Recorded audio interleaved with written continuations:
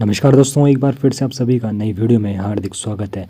पिछली वीडियो में मैंने आपको बताया हुआ है किस प्रकार आप चेकआउट कर सकते हो कि जो आपका ब्रोकर है वो आपसे कितने चार्जेस ले रहा है, क्या क्या हिडन चार्जेस वहाँ पर लिए जाते हैं। तो पिछली वीडियो में मैंने आपको ग्रो और एंजल वन के बारे में बताया, वहाँ पर कितना चार्जेस लिया जाता है, क्या क्या वहाँ पर हिडन चार्जेस रहते हैं। आज के इस वीडियो में आप जानोगे, अगर आप अप स्टॉक्स में ट्रेडिंग कर रहे हो या फिर शेयर बाई और सेल कर रहे हो तो फिर आपको कितना चार्जेस यहाँ पर पे करना होता है। तो चलिए जान लेते हैं।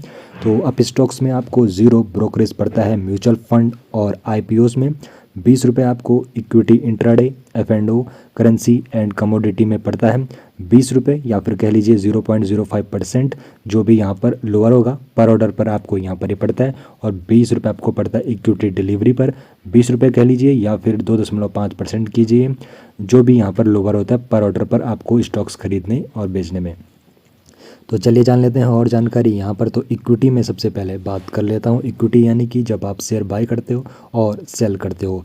इक्विटी डिलीवरी में बात करूँ तो जब आप शेयर बाय और सेल करते हैं तो 20 रुपये यहाँ पे आपको ब्रोकरेज देना होता है, और जब भी आप यहाँ पर शेयर डिलीवर करते हो।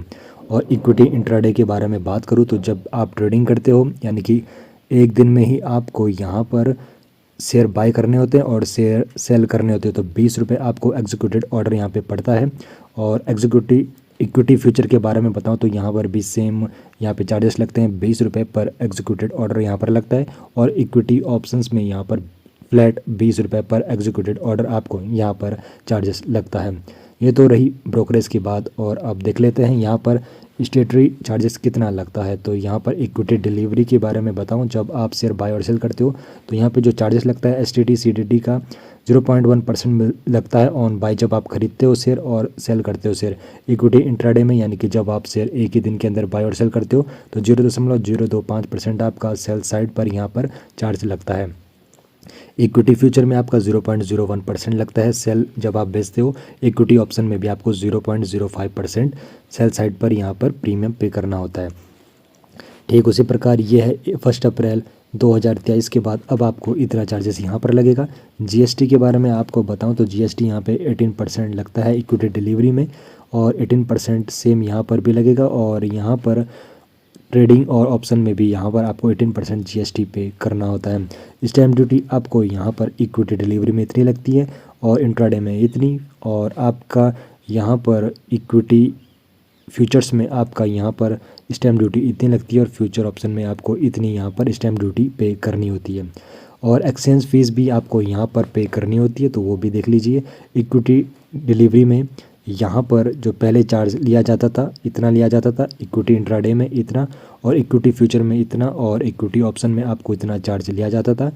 और 1 अप्रैल 2023 से अब आपका जो चार्जेस है वो आपको यहाँ पर इतना लिया जाएगा। इक्विटी डिलीवरी, इंट्राडे, और आपका यहाँ पर फ्यूचर एंड ऑप्शन, और यहाँ पर इक्विटी आपका फ्यूचर में आपको इतना चार्जेस अब पे करना होता है। DP चार्जेस के बारे में बताऊँ तो DP चार्जेस आपका इक्विटी डिलीवरी में 18.5 पर स्क्रैप पर डे लगता है आपका जब आप सेल करते हो। इक्विटी इंट्राडे में आपका कोई भी चार्ज नहीं लगता है। इक्विटी फ्यूचर में भी DP चार्ज नहीं लगता है। इक्विटी ऑप्शन में भी DP चार्ज नहीं लगता है। सेबी चार्जेस के बारे में बताऊं आपको तो इक्विटी डिलीवरी में 10 रुपये लगता है पर करोड़। अगर आप करोड़ में यहाँ पर शेयर बाय और सेल कर रहे हो, इक्विटी इंट्राडे में लगता है 10, इक्विटी फ्यूचर में लगता है 10, और इक्विटी ऑप्शन में भी 10 रुपये पर करोड़ पर यहाँ पर लगता है। तो ये मैंने आपको बता दिया है कि कितने चार्जेस आपको लगते हैं अप स्टॉक्स में, क्या क्या हिडन चार्जेस लगते हैं यहाँ पर। तो अगली वीडियो में मैं आपको बताऊंगा जब आप इक्विटी डिलीवरी में शेयर बाय और सेल करते हो तो फिर आपको कितने शेयर पर कितने चार्जेस लगते हैं। तब तक वीडियो को लाइक और चैनल को सब्सक्राइब जरूर कर लीजिए।